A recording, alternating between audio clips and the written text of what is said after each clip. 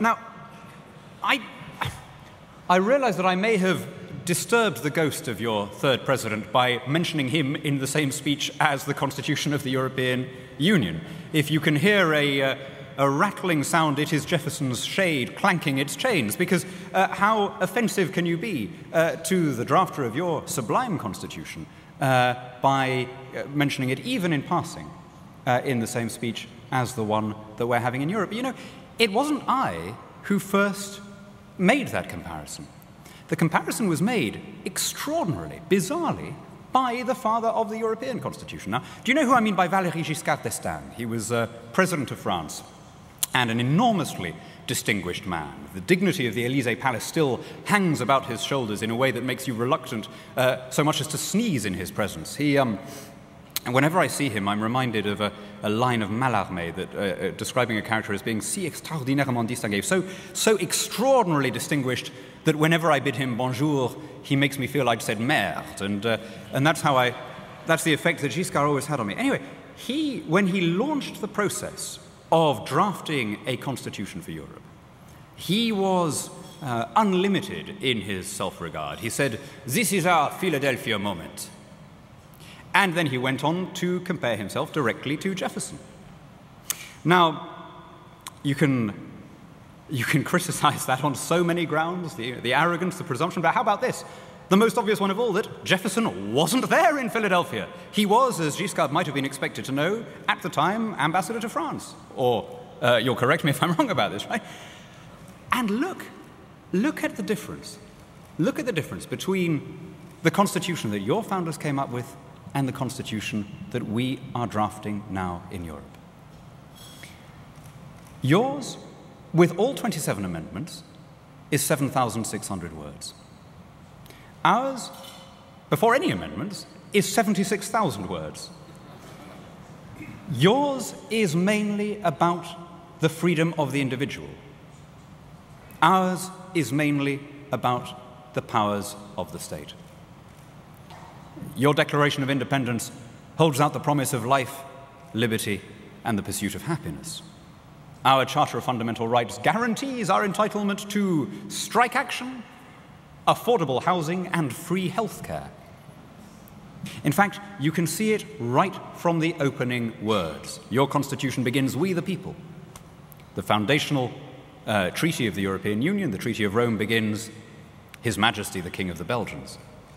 And there you see the difference between a top-down constitution imposed by the elites and one that has grown up based around the idea of the dispersal of power. The truth is that all nations, all polities, all unions tend to grow according to the DNA encoded at the moment of their foundation. You were very lucky in your timing. You drafted your constitution at the moment in Western thought when there was maximum emphasis on personal freedom and the rights of man. Your founders understood, having fought against it, where the concentration of power could lead. And that is why they based their system around this ALEC foundational principle of the maximum dispersal of power. Unfortunately, the European Union, too, is a child of its time. Its founders had been scarred by the experience of the Second World War and the plebiscitary democracy that had preceded it. And they were convinced that public opinion was a very dangerous thing, that if left untrammeled, it would lead to fascism and war. They saw democracy not as an antidote to tyranny, but rather as the potential ally or midwife of dictatorship. And that is why they designed this system where supreme power was vested in the hands of officials who were made deliberately invulnerable to public opinion. Now, I think Jefferson had a thought about the European Union too. This is what he said. He may not have been actually talking about the European Union, but it applies pretty well. He said, "I do verily believe that if the principle were to prevail of a single consolidated government, it would become the most corrupt government on the earth. And the EU is determined to prove him right about that." It may astonish you to learn that for 14 years now, the European Union has failed to have its budget approved by its own auditors. 14 years in a row, the accountants look at it and they say, "No, we can't sign off on the books. Too much of the money is being lost or stolen. We can definitively account for only 9% of total spending. Not to say that all the rest is necessarily being stolen, we just don't know. Until 2 years ago, and this is just, I find it amazing that I'm coming here and saying this, but the European Commission operated an accounting system where there was no double-entry bookkeeping. So all the accounts were held basically on Excel spreadsheets and could be retrospectively doctored to say whatever suited you. They did bring in an accountant who came up with a solution to this problem, and she said, look, we've got to change this and that and the other. And did they act on her advice? Yes, they did. They immediately fired her. And she's now come back as a member of the European Parliament in my region, representing the UK Independence Party.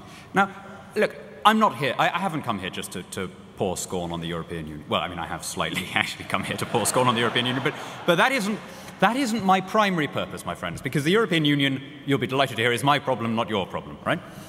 I come here with a rather different purpose, which is to ask you to contrast your system with those that pertain elsewhere in the world, and to hold fast to something so precious that it may have become worn and slippery through overuse, and its luster may have dulled in your eyes through sheer familiarity. Your system, your Jeffersonian democracy, those principles set out in the ALEC mission statement that we've heard so many times that we can easily stop thinking about them, have served to make your country rich and free and strong. And the promise of your Constitution didn't serve only to secure liberty on this continent, it drove your fathers to carry the promise of freedom to every continent, something for which the world is in your debt. And that is why it worries me so much when I see tendencies in this country aimed at subverting the principles on which you were founded. When an American government sets out to nationalize your banks, it makes your country less American. When an American government bails out your auto industry, it makes your country less American.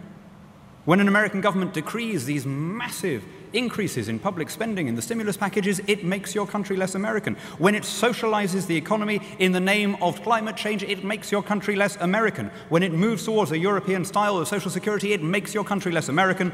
And when it seeks to nationalize your healthcare, it makes your country less American. And in making it less American, it makes it less independent and less prosperous and less free.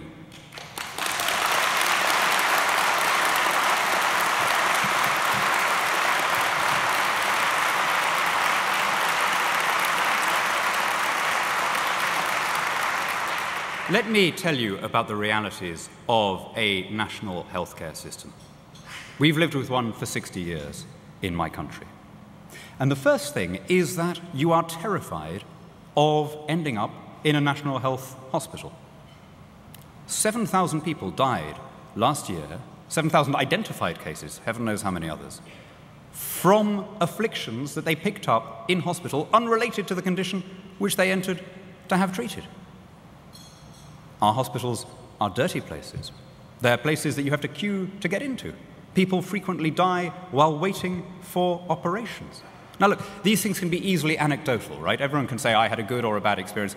But what is not anecdotal is the empirical data on these survival rates. You know? If you get prostate cancer in the United Kingdom, you are 4 times as likely to die as if you get it in the United States.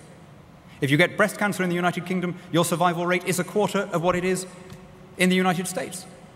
Ditto for heart disease, ditto for stroke, ditto for surgery.